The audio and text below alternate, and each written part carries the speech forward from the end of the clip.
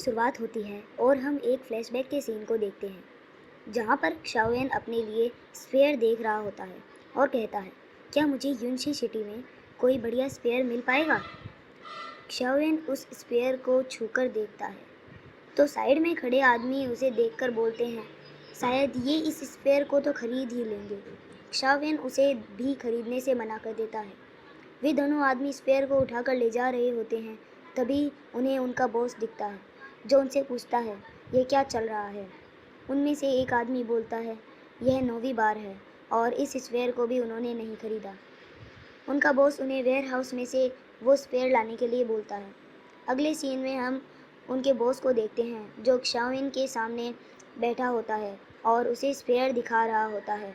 वो बोलता है, इसे देखिए, यह हमारी दुकान का ट्रेज़र है। शाओएन उसे देखता है और कहता है, हाँ ये ठीक है। तब उनका बॉस कहता है, इसे ट्राई करके देख लीजिए। इसे शाओएन ट्राई करता है। फिर वो बोलता है, यह ब्लैक आइस स्पेयर है। शाओएन बोलता है, मैं जानता हूँ। आप जानते हो? यह तो बहुत अच्छी बात है। बॉस बोलता है, इसके 2 लेवल्स हैं। शाओएन बोलता है, नहीं, इसके 3 लेवल्स हैं। पहला स्नो, दूसरा ब्लड रेन, तीसरा ब्लैक आइस। पर मैंने अभी तक इसके पहले लेवल को भी अचीव नहीं किया है। बॉस बोलता है, कुछ समय के लिए है। आपकी स्फेयर चलाने की टेक्निक को देखकर मैं ये कह सकता हूँ जल्द ही आप इसके पहले लेवल को अचीव कर लेंगे। फिर वह बोलता है, आपको कैसा लगा ये स्फेयर? मेरा विश्वास कीजिए, पूरी यूनशी सिटी में इससे बेहतर स्फेयर आपको कहीं नहीं मिलेगा। बॉस बोलता है, मैंने इस पर्पल ब्लड स्फेयर को मास्टर आयरन स्मिथ से ख़रीदा है। शाओएन उसकी बात को इग्नोर करता है और सामने से 2 आदमी एक स्पेयर ले जा रहे होते हैं उसको देख रहा होता है। शाओएन उसमें अपनी एनर्जी डालकर देखता है और उसे कहता है, मुझे ये स्पेयर चाहिए। वो कहता है, ये ख़राब स्पेयर है, इसे हम डिस्ट्रॉय करके रिकास्ट करने वाले थे। शाओएन बोलता है, नहीं, मुझे ये चाहिए। यह बोलते ही शाओएन अपनी एनर्जी से उस स्पेयर को अपने हाथ में ले लेता है। अगले सीन में हम एक आदमी को देखते हैं जो एक वेपन को तैयार कर रहे थे। ये आदमी ग्रैंड मास्टर बाईएनजी हैं जिसके कहने पर शूइंग डिस्ट्रक्शन माउंटेन गया था। तभी उसके गेट पर एक लड़की आती है। वह बोलती है, जीरोंग, अंदर आ जाओ। जीरोंग आकर बोलती है, मास्टर आप आराम क्यों नहीं कर रहे हैं? बहुत देर हो गई है। जीरोंग बोलती है, यह किसका वेपन है जिसमें आप एल्केमी ऐड कर रहे हैं? वो बोलते हैं, यह वेपन शाई फैमिली के यंग मास्टर शाई बायरोंग का है। वो बोलते हैं कि यंग मास्टर मार्शल आर्ट्स में अच्छा नहीं है, बस वह अपने वेपन के बारे में सोचता रहता है पूरे दिन।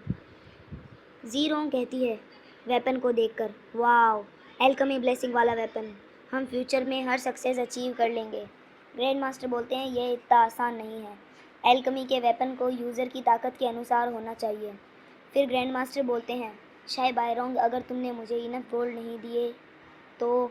इतना बोलते ही ग्रैंड मास्टर कहते हैं और ग्रैंड मास्टर खांसते हैं और कहते हैं, तुम मुझे इतनी देर तक क्यों देख रही हो? जीरोंग बोलती है, क्या आपको शाओइंग याद है जो कुछ दिन पहले आपके पास आया था? वह आज सुबह डिस्ट्रक्शन माउंटेन चला गया है सिल्वर मून वुल्फ किंग को ढूंढने के लिए। ग्रैंड मास्टर बोलते हैं, ओह, मैं तो बस उसे पीछे हटाना चाहता था, वह तो ब्रेव निकला। जीरोंग बोलती है, क्या आपको लगता है कि वह कर लेगा? ग्रैंड मास्टर बोलते हैं, अगर वह सच में मुझे वुल्फ किंग का हार्ट लाकर दे देगा तो मैं उसके भाई को खुशी खुशी अपना डिसाइबल बना लूँगा। फिर वह बोलते हैं, डोंगबो कुंशी भी टैलेंटेड है, उसके पास एक्स्ट्रा ऑर्डिनरी मेंटल पावर है। जीरोंग बोलती है, मुझे यकीन नहीं हो रहा कि मास्टर कुंशी की तारीफ़ कर रहे हैं। ग्रैंड मास्टर कहते हैं, मुझे अभी तक स्नो ईगल यानी कि क्विंसी की कोई भी खबर नहीं मिली है। यह सोचकर जीरोंग कुछ सोचने लगती है। फिर ग्रैंड मास्टर कहते हैं, मैं जी फैमिली के प्राइवेट अफेयर्स के बारे में नहीं बात कर रहा जो तुम इतना घबरा रही हो। फिर ग्रैंड मास्टर कहते हैं, तुम उनसे दूर रहो तो ही अच्छा है। अगले सीन में हम शुइंग और अंकल जोंग को देखते हैं। शुइंग बेहोश होता है और अंकल जोंग उसके लिए मीट पका रहे होते हैं। फिर शुइंग उठता है। अंकल जोंग उसके पास जाते हैं और बोलते हैं, तुम उठ गए, तुमने मुझे डरा दिया था। अब तुम्हारी चोट कैसी है? शाओविंग बोलता है, मैं ठीक हूँ, मैं बस थक गया था। फिर अंकल जोंग शुइंग को शैडो लेपर्ड का मीट देते हैं। फिर वह बोलते हैं, तुम अगली बार इतने रेकलेस मत बनना। अगर तुम्हें कुछ हो गया तो मैं तुम्हारे पेरेंट्स को क्या जवाब दूंगा जब वह वापस आएंगे। शुइंग बोलता है, इस बार मैंने ब्लैक आइस स्पेयर का फर्स्ट लेवल पार कर लिया। अब कोई शैडो लेपर्ड मुझे नहीं हरा सकता। अंकल जोंग बोलते हैं, तुम केयरलेस हो। रुको, क्या बोला तुमने? कि शैडो लेपर्ड अब तुम्हें चोट नहीं पहुंचा सकता? शुइंग बोलता है, हाँ, क्योंकि मैंने ब्लैक आइस स्पेयर का फर्स्ट लेवल पार कर लिया है। अंकल जोंग बोलते हैं, और तुमने स्नो भी यूज़ की थी। हे भगवान, तुम्हारे फादर ने पूरी ज़िंदगी लगा दी मार्क्समैनशिप सीखने के लिए, पर वह कभी भी इस दरवाजे तक नहीं पहुँचे। फिर हम देखते हैं एक क्रो आकर शुइंग के स्पेयर पर खड़ा हो जाता है। अंकल जोंग बोलते हैं, क्या इसे भूख लगी है? और क्षाविंग उसे अपने स्पेयर से दूर हटाता है। अगले सीन में हम देखते हैं कि लॉन्गसॉन मैंशन में एक आदमी क्षुइंग के वेपन को देख रहा होता है और कहता है, मुझे डर है कि यह एक गोल्ड रिफाइनिंग वेपन है। तभी पीछे से आवाज़ आती है, तुम नज़र क्यों नहीं रख रहे क्षाविंग पर नज़र रखने के बजाय उसके शार्प वेपन को देख रहे हो। अगर तुम ऐसा करना चाहते हो तो लॉन्गसॉन मैंशन में काम करने की कोई ज़रूरत नहीं है। वो लॉर्ड श्यान होते हैं जो कहते हैं, black ice sphere extra ordinary life की लेगेसी है। हम एक गोल्ड के बने वेपन की मदद से ब्रेक थ्रू कैसे कर सकते हैं? तभी एक आदमी कहता है, शाओइंग के पास टैलेंट है। लॉर्ड शान कहते हैं, कुछ लोगों के पास टैलेंट होता है पर वह अपने टैलेंट को वेस्ट कर देते हैं, पर कुछ लोगों के पास टैलेंट नहीं होता पर वह मेहनत करते रहते हैं। इसमें कोई शक नहीं कि स्नो ईगल एक जीनियस है। तब एक आदमी बोलता है, लैंडलॉर्ड के पास बहुत अच्छी आंख है लोगों को परखने की। तब उनमें से एक कहता है, हम अब भी ये नहीं जानते कि उसके पास सिल्वर मून वुल्फ से फाइट करने की स्ट्रेंथ है या नहीं। अगले सीन में हम देखते हैं कि अंकल जोंग और शुइंग प्लान बना रहे होते हैं वुल्फ किंग से लड़ने का। आगे हम देखते हैं अंकल जोंग और शुइंग वुल्फ किंग से फाइट करने जा रहे थे। वुल्फ किंग आवाज़ देकर वुल्फ्स को उन पर अटैक करने के लिए भेजता है। शाओविंग बोलता है, अंकल जोंग आप वुल्फ्स को संभालना, मैं वुल्फ किंग से फाइट करूँगा। वे दोनों वुल्फ्स को मारते हुए आगे बढ़ने लगते हैं। जैसे ही वो वुल्फ्स को मारते हैं, वुल्फ किंग फिर से आवाज़ देता है और वुल्फ्स को बुलाता है। बहुत सारे वुल्फ्स आ जाते हैं और उन पर अटैक कर देते हैं। शाओविंग और अंकल जोंग वुल्फ से फाइट करने लगते हैं। फिर अंकल जोंग बोलते हैं, मैं वुल्फ्स को संभाल रहा हूँ, तुम वुल्फ किंग को मारने जाओ। शाओविंग जैसे ही वुल्फ किंग के पास जाता है, वुल्फ किंग शाओविंग पर अपनी फायर से अटैक करता है, पर वह अपनी स्पेयर की मदद से बच जाता है। वुल्फ किंग शाओविंग पर फिर से अटैक करता है और उसे पीछे कर देता है।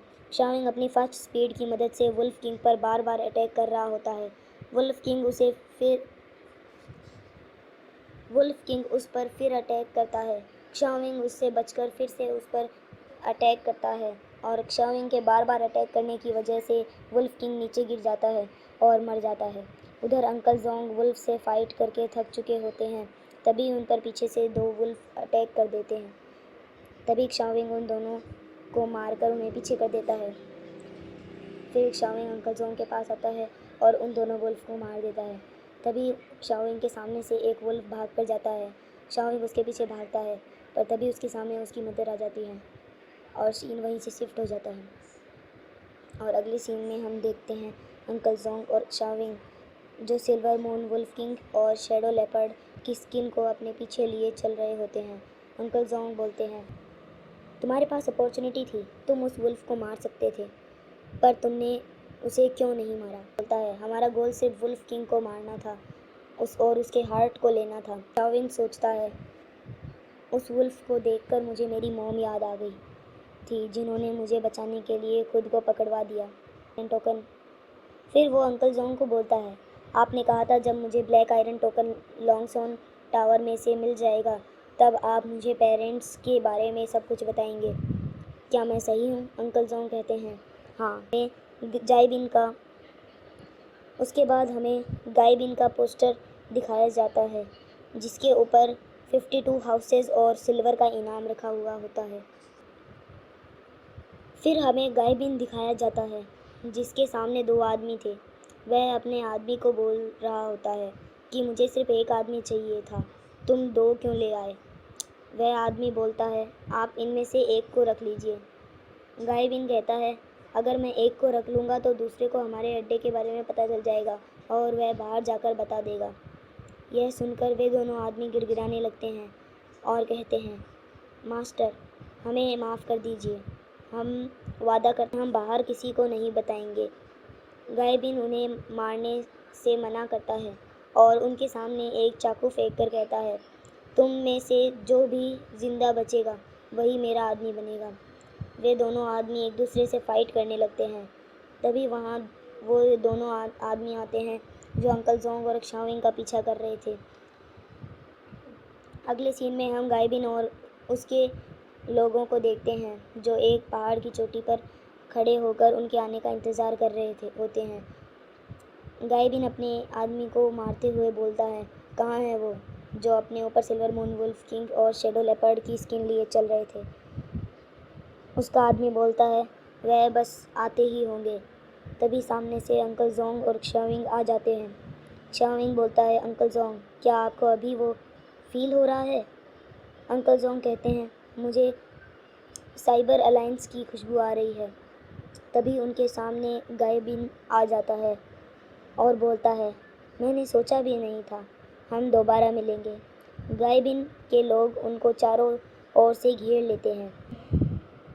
अंकल जोंग बोलते हैं, गायबिन, हम 1-2 बार पहले लड़ चुके हैं, और वह फ़ाइट करने के लिए आगे जा रहे होते हैं। तभी शाओइंग उन्हें रोकता है और ख़ुद फ़ाइट करने के लिए तैयार हो जाता है। इसी के साथ हमारा ये एपिसोड यहीं ख़त्म होता है। इसके अगले एपिसोड को देखने के लिए हमारे चैनल को सब्सक्राइब कर लीजिए। Thanks for watching.